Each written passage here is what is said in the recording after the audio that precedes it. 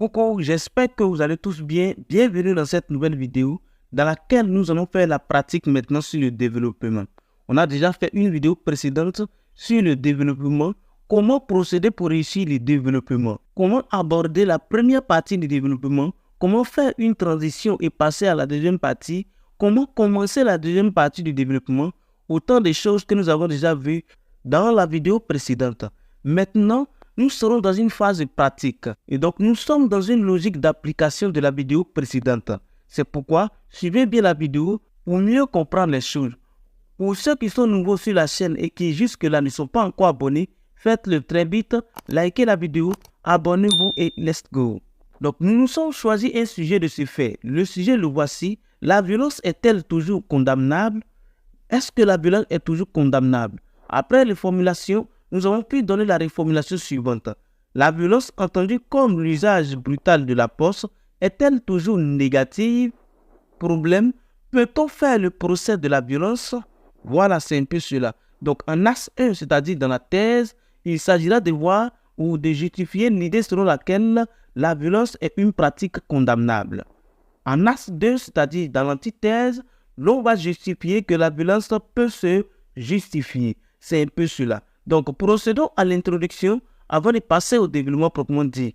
Je tiens à préciser une chose. Ici, l'œil ne doit pas être mis sur l'introduction, mais plutôt sur le développement. Parce qu'il s'agit bien entendu d'une logique d'application du développement telle que nous l'avons expliqué dans la vidéo précédente. Mais comme faire un développement sans une introduction, c'est un peu étrange, raison pour laquelle j'ai décidé de faire une introduction. Donc, la violence peut se définir comme l'usage brutal de la force en vue de s'imposer ou intimider une personne.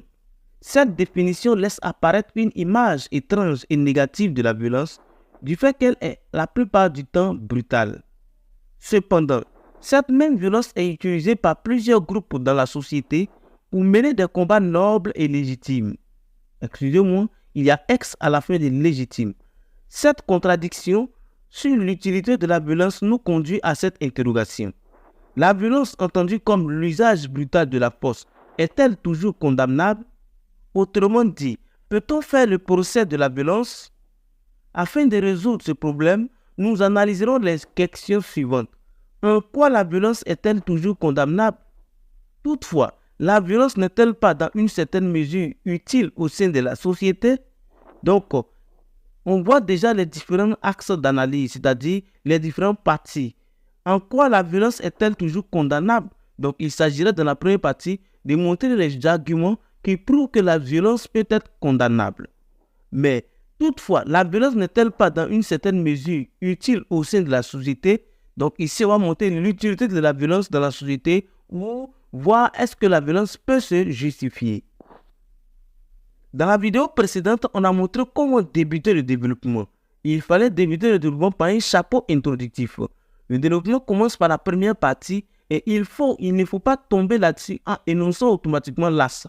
Non, il faut commencer par un chapeau introductif. Et voici le chapeau introductif. On a dit tout simplement que plusieurs arguments peuvent justifier la thèse selon laquelle la violence peut être condamnable. Et on met maintenant les arguments. D'abord, elle est par définition une atteinte à l'intégrité physique. En effet, la violence s'aperçoit dans un premier temps comme l'usage brutal de la force en vue d'intimider ou assujettir quelqu'un à notre volonté. Dès lors, elle apparaît comme négative car elle est utilisée pour oppresser, il y a ER à oppresser. Oppresser notre semblable fait à l'image de nous. C'est à ce juste titre que Sartre affirme dans Situation de ceci. La violence, sous quelque forme qu'elle se manifeste, est un échec. Pour lui, la violence est une pratique négative. Par ailleurs, la violence serait condamnable dans la mesure où elle est source de désordre et de tension sociale. En clair, la violence engendre des mésententes. C'est l'exemple précis des conflits interethniques qui troublent nos sociétés. D'ailleurs, Gustave précise dans La vertu de la force ceci. Toute violence poursuit son propre suicide. Elle est en effet destruction de soi. En outre, la violence serait condamnable en ce sens qu'elle produit généralement des résultats négatifs. Là où se trouve la violence, existe le désordre et des pertes en vie humaine. L'exemple précis est celui de la Deuxième Guerre mondiale. Cette guerre dans laquelle la violence sous toutes ses facettes s'est manifestée a engendré d'énormes dégâts matériels et des millions de morts. Donc, il reste maintenant à faire la transition et dans la vidéo précédente, on a montré comment il fallait faire le bilan et la transition. Voici l'exemple précis. Au total, il convient de retenir dans cette première partie que la violence peut être condamnable. Toutefois, cette position est-elle toujours soutenable?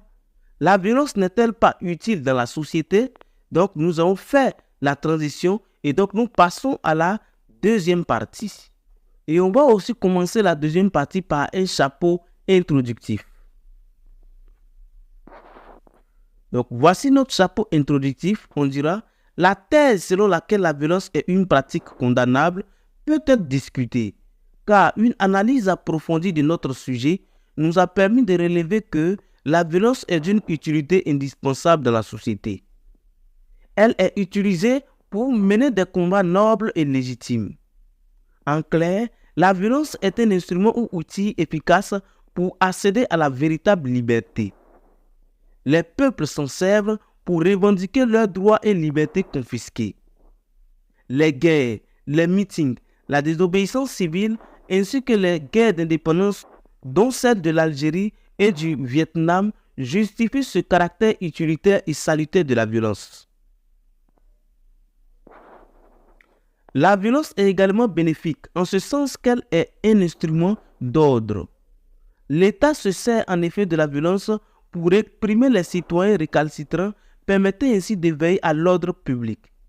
Dans cette logique, Rousseau précise dans son célèbre ouvrage du contrat social, donc souligné du contrat social, du contrat social ces mots. Quiconque refusera d'obéir à la volonté générale, il sera contraint par tout le corps. Ce qui ne signifie autre chose sinon qu'on le forcera d'être libre. Enfin, la violence est facteur de socialisation. Cette violence utilisée par l'État socialise en même temps qu'elle instaure l'ordre, le citoyen. Il est donc clair que la violence est un instrument indispensable pour socialiser les citoyens et permettre également à chaque citoyen de jouir d'une liberté équitable. Dans cette logique, Spinoza précise, la fin de l'État, c'est pour libérer l'individu de la crainte, pour qu'il vive autant que possible en liberté. Somme toute, la violence est d'une utilité très capitale. Donc, on vient de faire le développement et vous avez vu dans la pratique comment se manifeste le chapeau introductif de la première partie, la transition, ainsi que le chapeau introductif de la deuxième partie. On passe à la conclusion. Peut-on faire le procès de la violence?